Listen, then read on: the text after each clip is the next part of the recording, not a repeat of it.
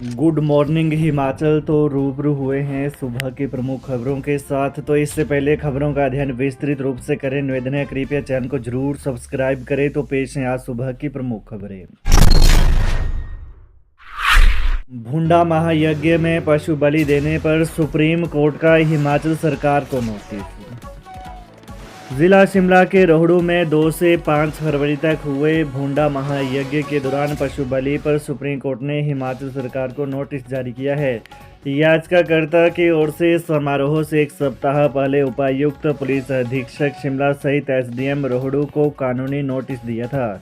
इसमें पशुओं की बलि पर रोक लगाने को कहा गया था। इसके बावजूद नियमों का पालन किए बिना पशुओं की बलि दे दी गई।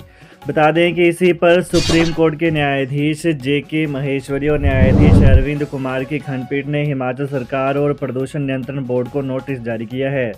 हिमाचल सरकार अगली सुनवाई को याचिका में लगाए गए आरोपों का जवाब देने के लिए हल्फनामा दायर करेगी। अदालत में अब इस मामले की सुनवाई 4 सप्ताह बाद होगी। फिर गरमाया समोसा विवाद। जांच रिपोर्ट लीक होने के केस में एफआईआर, सीआईडी का स्टाफ संदेह के घेरे में। कड़ाके की ठंड के बीच समोसा कांड फिर गरमा गया है। मामले को लेकर स्टेट सीआईडी की शिकायत के बाद पुलिस ने छोटा शिमला थाने में आपराधिक मामला दर्ज कर दिया है। एसपी क्राइम सीआईडी की ओर से दी गई शिकायत में सीआईडी ने अपने ही स्टाफ पर जांच एजेंसी के गोपनीय दस्तावेज और सूचनाएं लीक करने का शक जाहिर किया है। प्रेमिका निशु ने घर बुलाकर कुदाल से वार कर की थी पंकज की हत्या। 2 महिलाओं सहित 6 गिरफ्तार। पंचरुखी की सलियाना गांव के युवक पंकज की हत्या की गुत्थी पुलिस ने सुलझा ली है। एसपी कांगड़ा शालिनी अग्निहोत्री ने कहा कि प्रेमिका निशु ने पंकज की हत्या की थी। वो पिछले 7 से 8 साल से पंकज के साथ रिलेशनशिप में थी। 18 जनवरी को जब पति घर पर नहीं था तो निशु ने पंकज को बुलाया। दोनों के बीच किसी बात पर बहस हुई। इसके बाद कमरे में रखे कुदाल से वार कर पंकज की हत्या कर दी। वहीं धर्मशाला में मीडिया से बातचीत करते हुए पुलिस अधीक्षक ने कहा कि पंचरुखी के सलियाना के पंकज की मौत मामले की जांच के लिए 4 एसआईटी गठित की गई थी। कहा कि जांच में सामने आया है कि पंकज और विवाहिता निशु पिछले 7 से 8 साल से रिलेशनशिप में थे। 18 जनवरी को निशु का पति घर पर नहीं था। निशु ने पंकज को घर बुलाया। इस दौरान किसी बात को लेकर दोनों के बीच बहसबाजी हो गई।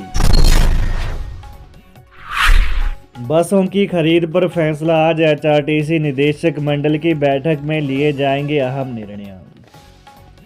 हिमाचल पथ परिवहन निगम के निदेशक मंडल की बैठक आज शिमला में होने जा रही है। इससे पहले 3 बार बैठक टल चुकी है, मगर अब सभी तैयारियां पूरी हो चुकी हैं। एचआरटीसी के निदेशक मंडल के सदस्य इस बैठक के लिए शिमला पहुंच गए हैं और पहली बार एचआरटीसी के उपाध्यक्ष अजय वर्मा निदेशक मंडल की बैठक में मौजूद रहेंगे। इस बैठक के बाद वर्तमान एमडी रोहन चंद ठाकुर भी दिल्ली रुखसत हो जाएंगे। निदेशक मंडल ने बसों की खरीद को मंजूरी देनी है, जिसके साथ ही एचआरटीसी में नई बसें आना शुरू हो जाएंगी। एचआरटीसी को सबसे पहले 250 डीजल बसों की खरीद करनी है, जिसके लिए टेंडर में कुछ नए प्रावधान करने की इजाज़त निदेशक मंडल से चाहिए।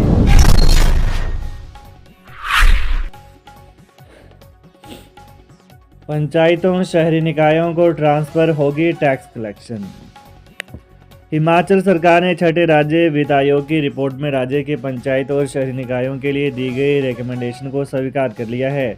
इस बारे में शहरी विकास विभाग के प्रधान सचिव देवेश कुमार ने अधिसूचना जारी कर दी है। पंचायत और शहरी निकायों में टैक्स लगाने का अधिकार दिया जाएगा और इसके कलेक्शन की जिम्मेदारी भी होगी। वित्त आयोग ने यह सुझाव दिया है कि पंचायत और शहरी निकायों की वित्तीय स्थिति को ठीक करने के लिए इन्हें बाकी विभागों का टैक्स कलेक्शन का काम भी दिया जाना है। ग्राम पंचायत को अपने क्षेत्र में टैक्स फीस इत्यादि लगाने का अधिकार होगा और इसके कलेक्शन का भी गौर हो कि छठे राज्य वित्त आयोग ने अक्टूबर 2022 में अपनी रिपोर्ट राज्य सरकार को सौंपी थी। इस रिपोर्ट में सिफारिश की गई थी कि शहरी निकायों को सरकार से मिलने वाली ग्रांट 80% बेसिक और 20% परफॉर्मेंस के आधार पर मिलेगी। शहरी निकायों में वार्षिक ज़रूरत के आधार पर और स्टाफ की तैनाती के अनुसार फंड्स की एलोकेशन हो सकती है। 27 डी नोटिफाई किए गए स्कूलों में से मिलेंगे 50 शिक्षक, अन्य स्कूलों में मिलेगी तैनाती। हिमाचल प्रदेश के कम छात्र संख्या वाले सरकारी स्कूलों को डीनोटिफाई करने की प्रक्रिया शुरू हो गई है। सरकार ने अभी 27 प्राइमरी और मिडिल स्कूलों को डीनोटिफाई कर दिया है। अब ऐसे कई अन्य स्कूल को भी डीनोटिफाई किया जा सकता है। इस दौरान कांगड़ा, हमीरपुर व शिमला के स्कूलों को डीनोटिफाई किया गया है। जानकारी के अनुसार डीनोटिफाई किए गए 27 स्कूलों से 50 से ज़्यादा शिक्षकों को अन्य स्कूलों में भेजा जाएगा, जहां छात्र संख्या ज़्यादा है और शिक्षक कम है। छात्रवृत्ति घोटाला, ईडी ने 18.27 करोड़ रुपए की 5 अचल संपत्तियों को किया अटैच। बहुचर्चित छात्रवृत्ति घोटाले में प्रवर्तन निदेशालय यानी ईडी शिमला ने 18.27 करोड़ रुपए की 5 अचल संपत्तियों को जब्त किया है।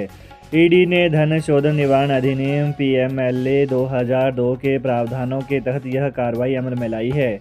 इन संपत्तियों में जिला सिरमौर के नाहन में मां सरस्वती एजुकेशनल ट्रस्ट के नाम पंजीकृत लगभग 125 बीघा भूमि, 3 भूखंड और पंचकुला व हरियाणा में प्रति बंसल और रीचा बंसल ट्रस्टी मां सरस्वती एजुकेशनल ट्रस्ट के नाम पर पंजीकृत 2 फ्लैट शामिल हैं।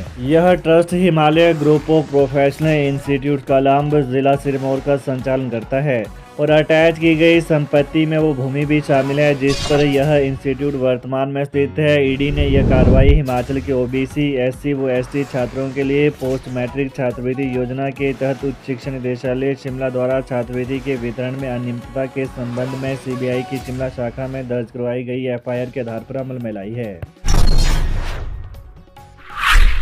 SMC शिक्षकों ने टाली हड़ताल, शिक्षा मंत्री रोहित ठाकुर के आश्वासन के बाद संघ ने लिया फैसला।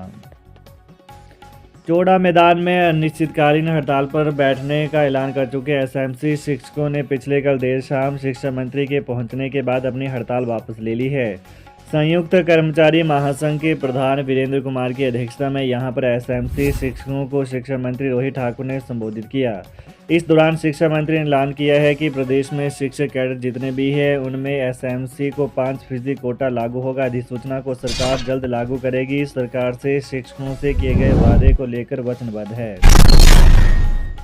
चक्का जाम के साथ छोड़ देंगे काम, हिमाचल में 6 मार्च से आंदोलन। हिमाचल पथ परिवहन निगम के ड्राइवरों एवं कंडक्टरों ने निगम प्रबंधन को बड़ी धमकी दे डाली है। काफ़ी समय से आश्वासनों पर इंतजार कर रहे इन ड्राइवरों एवं कंडक्टरों ने कहा है कि 6 मार्च से पहले उनकी वित्तीय देनदारियों का भुगतान नहीं होता है तो वो लोग इसके बाद संघर्ष पर उतर आएंगे। 6 मार्च के बाद यह चक्का जाम करेंगे और काम भी छोड़ देंगे। इनका कहना है कि उन्हें HRTC प्रबंधन ने 15 मार्च तक नाइट ओवर टाइम जारी कर दिए जाने की बात कही थी, जिसका 130 करोड़ रुपए बनता है, जिससे कुछ राशि दिए जाने की बात कही गई, परंतु अब यह अवधि भी गुजर चुकी है। ऐसे में अब उनके पास कोई दूसरा चारा नहीं है। HRTC के ड्राइवरों व कंडक्टरों ने विरोध स्वरूप शिमला स्थित HRTC मुख्यालय के बाहर नारेबाजी की। ड्राइवर यूनियन के प्रधान मान सिंह ठाकुर के नेतृत्व में यहां कर्मचारियों ने जमकर नारेबाजी की और चेतावनी दी कि प्रबंधन उनकी देनदारी को तुरंत चुकता करे। यह बता दें कि निगम कर्मचारियों का 65 महीने का नाइट ओवर टाइम बचा हुआ है जो कि नहीं दिया गया है।